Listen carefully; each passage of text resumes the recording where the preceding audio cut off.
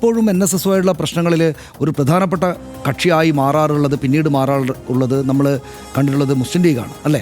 മുസ്ലിം ലീഗിൻ്റെ നേതാക്കൾ സാധാരണ ഇതിലൊരു സമവായ ചർച്ച, ഒന്നങ്ങോട്ട് ചെല്ലുക പോലും. അപ്പോൾ അവരുടെ ഒരു ഇടപെടൽ കൂടെ ഉണ്ടാകും എന്നാണ് നമ്മൾ പ്രതീക്ഷിക്കേണ്ടത്.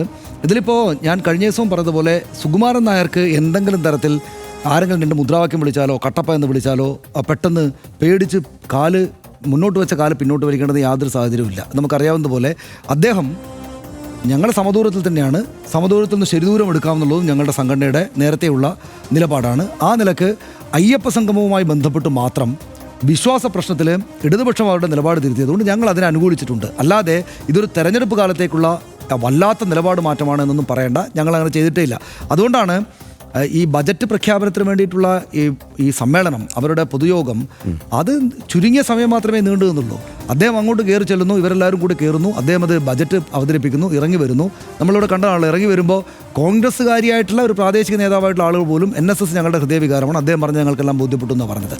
ഇതിനകത്ത് എന്തെങ്കിലും പൊതുരാഷ്ട്രീയത്തിനകത്ത് ഇടതുപക്ഷത്തിന് അനുകൂലമായിട്ട് എന്ന നില ഒരു സംഭവം ഉണ്ടായിട്ടുണ്ട്, ഒരു സ്പെക്ടക്കിൾ, ഒരു സംഭവം ഉണ്ടായിട്ടുണ്ട് എന്നതൊഴിച്ചാൽ അതിനകത്ത് കോൺഗ്രസ്സിന് ബുദ്ധിമുട്ടാനുള്ള സംഗതികളുണ്ട്. പക്ഷേ അപ്പോഴും ചെന്ന് തിരുത്തിക്കാവുന്നതേ ഉള്ളൂ. കാരണം തെരഞ്ഞെടുപ്പിലേക്ക് ചെന്നെത്തുമ്പോൾ അവസാന മണിക്കൂറിൽ പോലും ഉണ്ടാകുന്ന കാര്യങ്ങളെല്ലാം ബാധിക്കുമല്ലോ എന്നുകൂടെ സുകുമാരൻ നായർ തന്നെയും പറഞ്ഞു വെച്ചിട്ടുണ്ട്. അതുകൊണ്ട് കോൺഗ്രസ് അവർക്ക് ചെയ്യാനാവുന്നത് ചെയ്യാണ്. ഇനിയും അടുത്ത ദിവസങ്ങളിൽ ആളുകൾ പോകും. അതായത് അദ്ദേഹത്തിൻ്റെ പിണക്കം തുടർന്നാലും NSS general secretary Sukumaran Nair അദ്ദേഹം പിണങ്ങിയ കുട്ടിയായിട്ട് അവിടെ ഇരിക്കുകയും ചായ കൊടുത്ത് ഉടനടി പറഞ്ഞു വിടുകയും ചെയ്യുകയാണെങ്കിലും ഇവർ കൂടുതൽ പേർ അങ്ങോട്ട് പോകും.